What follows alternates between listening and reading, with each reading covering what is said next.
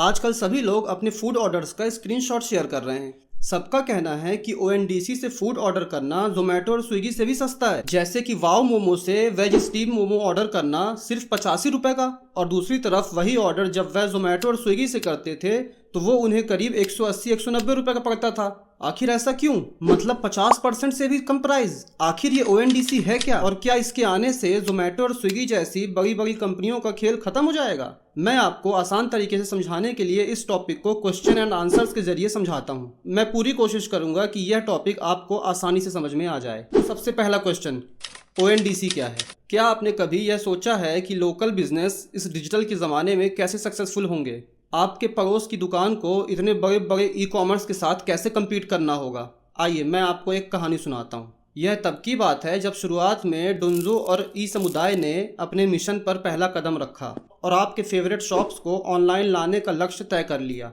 उन्होंने बहुत मेहनत की, हज़ारों शॉप्स को ऑनबोर्ड किया, उनके शॉप्स को डिजिटलाइज करने के लिए काफ़ी मेहनत की और उनको इन्वेंट्री मैनेज करने के लिए एक से एक सॉल्यूशंस प्रोवाइड करवाए। मान लीजिए कुछ ऐसा सामान है जो आपके लोकल किराना स्टोर पर ही मिलता है, तो आपने पेटीएम ऐप को ओपन किया और पेटीएम ऐप के थ्रू उस लोकल किराना स्टोर से आपने वह सामान ऑर्डर कर लिया। लेकिन अचानक से आपकी आंख खुलती है तो आपको पता चलता है कि अरे यह तो सिर्फ एक सपना था, क्योंकि यह सब कुछ पेटीएम पे थोड़ी ना होता है। पेटीएम से आप कैसे किराना स्टोर से कुछ सामान ऑर्डर कर सकते हैं? नहीं कर सकते, है ना? तो यहाँ पर ओएनडीसी यानी open network for digital commerce एक पुल की तरह काम करता है, जिसकी हेल्प से पेटीएम जैसे ऐप्स को ई समुदाय जैसे ऐप्स के साथ जोड़ा जा सकता है और आपका वो सपना पूरा हो सकता है जो आपने सोते वक्त देखा था जब आपने अपने सपने में पेटीएम से सामान ऑर्डर किया था। यह ओपन नेटवर्क सिर्फ लोकल दुकानों को ही नहीं बल्कि सभी restaurants, hotels, last mile deliveries सभी को सपोर्ट करता है, जिससे कि हम कंज्यूमर्स के लिए ऑप्शंस बढ़ जाते हैं। एक एग्जांपल लेके समझते हैं। अजय पेटीएम लॉगिन करता है और पेटीएम के थ्रू उसे आटा खरीदना होता है। पेटीएम ई समुदाय के थ्रू कई सारे किराना स्टोर से जुड़ जाता है और अजय को ढेर सारे ऑप्शंस शो कर देता है। फिर अजय गुप्ता किराना स्टोर को सेलेक्ट करता है क्योंकि गुप्ता किराना स्टोर उसके घर के काफी नजदीक है और अजय गुप्ता किराना स्टोर से ही कई सालों से सामान लेता आ रहा है। फिर अजय डिलीवरी के लिए प्रोसीड करता है तो उसे कई सारे लॉजिस्टिक एप्स के ऑप्शंस आ जाते हैं, जैसे कि डुंजो, वी फास्ट और भी कई। फिर अजय प्राइस और डिलीवरी टाइम के हिसाब से एक को सेलेक्ट करता है और अजय को बड़ी ही आसानी से घर बैठे अपने फेवरेट शॉप से आटा मिल जाता है। तो ये है ओएनडीसी। नेक्स्ट क्वेश्चन, क्या ओएनडीसी एक ऐप है? तो इसका जवाब है नहीं। ओएनडीसी एक ओपन नेटवर्क है जिसमें कोई भी शामिल हो सकता है। इसे आप यूपीआई की तरह समझिए। अगर कोई कंपनी अपने ऐप पर यूपीआई पेमेंट्स शुरू करना चाहती है तो उसे देश के हर एक बैंक के पास एक एक करके जाकर टाई अप करने की जरूरत नहीं है। उसे बस अपने यूपीआई नेटवर्क ऐप को ओपन करना है और जिस भी बैंक में उसका अकाउंट है उसे बस उस बैंक को ऐड कर लेना है। और ओएनडीसी के साथ भी ऐसा ही है। इसके बीच में एक थर्ड पार्टी ऐप होगा जो एक तरफ से सेलर्स को कनेक्ट करेगा और दूसरे तरफ से हम जैसे बायर्स को कनेक्ट करेगा।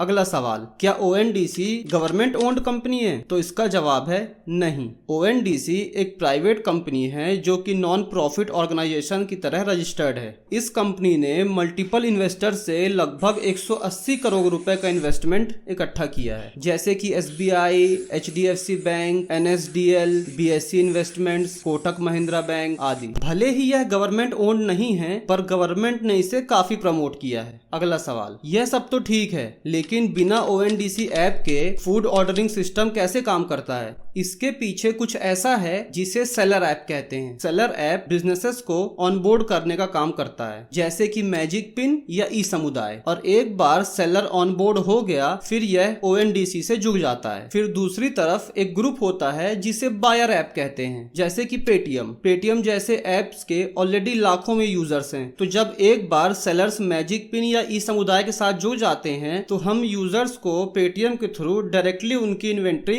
दिख सकती है। पेटीएम जैसे ऐप को करना क्या होगा कि बस अपने ऐप या वेबसाइट पे एक नया टैब ऐड करना होगा जिसमें कि रेस्टोरेंट्स या बाकी कोई भी स्टोर्स की लिस्ट दिख जाए। तो जो भी सेलर्स लिस्टेड होंगे उनमें से आप कुछ भी ऑर्डर कर पाएंगे। और उन सेलर्स को ऑनबोर्ड कराने का काम किसका है? सेलर ऐप जैसे कि मैजिक पिन, ई समुदाय। ONDC नेटवर्क पर जोमेटो और स्विगी की तुलना में सब कुछ इतना सस्ता क्यों है? और इसका आंसर है डिस्काउंट। ठीक वैसे ही जैसे शुरुआत में जोमेटो ने अपने वेंचर कैपिटल्स का पैसा खर्च किया था अच्छा डिस्काउंट ऑफर करके हम जैसे यूजर्स को अट्रैक्ट करने के लिए, और ONDC भी अपने इन्वेस्टर्स का पैसा खर्च कर रहा है। इस दुनिया में कुछ भी फ्री नहीं है। ONDC अभी क्या करता है, बायर एप्स जैसे कि पेटीएम को 50 रुपए इंसेंटिव देता है। तो जब हम कुछ भी बाय करने जाते हैं तो हमें डायरेक्ट उस प्रोडक्ट पे 50 रुपए का डिस्काउंट मिल जाता है। और साथ ही लॉजिस्टिक पार्टनर जैसे कि डुंजो और वी फास्ट, ONDC इनको 75 रुपए का इंसेंटिव प्रोवाइड कराता है। तो जैसे ही हम डिलीवरी के लिए सेलेक्ट करते हैं 75 रुपए का डिस्काउंट भी ऐड हो जाता है। तो कुल मिला के हमें टोटल 125 रुपए का डिस्काउंट मिल गया, और इतना डिस्काउंट तो हर किसी को पसंद आएगा। तो इस तरह से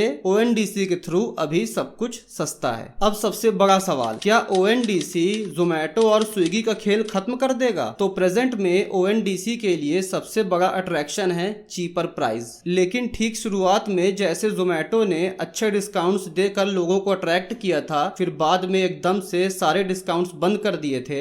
मेरे हिसाब से आगे आने वाले समय में ONDC भी कुछ ऐसा ही करेगा। भाई ONDC एक प्राइवेट कंपनी है जिसको चलाने के लिए पैसे की जरूरत होती है। अब सरकार यह तो नहीं कह सकती कि फूड डिलीवरी पब्लिक गुड है और उसे UPI की तरह सब्सिडी दे दे, लेकिन फिर भी अभी शुरुआत है और अभी कुछ भी कहना बहुत जल्दी होगा। दोस्तों, मैं उम्मीद करता हूं कि इस वीडियो में मैं आपको ONDC के टॉपिक को अच्छे से समझा पाया, लेकिन फिर भी अगर आपके मन में कोई सवाल है तो नीचे कमेंट करके जरूर पूछिएगा, और मैं लाइव आकर आप सबके साथ जुड़ना चाहता हूं, साथ ही आप सभी के सवालों के जवाब देना चाहता हूं। तो आप में से कौन कौन चाहता है कि मैं लाइव आकर आप सबसे जुड़ूं, नीचे कमेंट करके यह भी बताइएगा। और प्लीज इस वीडियो को लाइक और सब्सक्राइब जरूर करें। आप सभी वीडियोस देखते तो हैं, लेकिन आप लोग सब्सक्राइब और वीडियो को लाइक नहीं करते। तो दोस्तों, मैं द फैक्ट लैब में आपके लिए ऐसे ही वीडियोस लाता रहूंगा। तब तक के लिए धन्यवाद।